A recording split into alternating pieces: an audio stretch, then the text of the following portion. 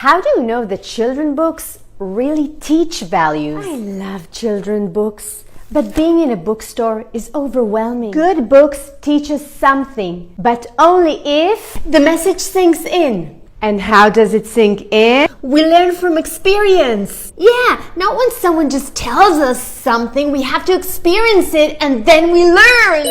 There's No Such Thing as a Dragon by Jack Kent. One day, Billy Bixby sees that there's a small sweet dragon inside his bedroom. When he runs and tells his mom, she doesn't believe him. She says there's no such thing as a dragon. So Billy ignores the dragon. The dragon starts eating Billy's pancakes and grows and grows and grows, fills the whole house. The more you ignore, the more it grows.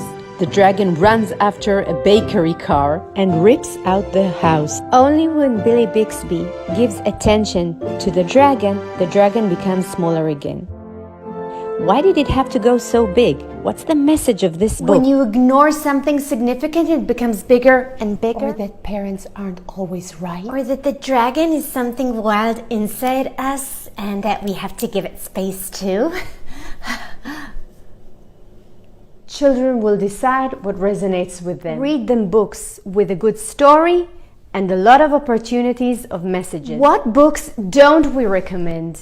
Books in the message in the title. No room to think at all. Think of books that you read as a child. Why do you remember them? Share in the comments a book that you liked when you were a child.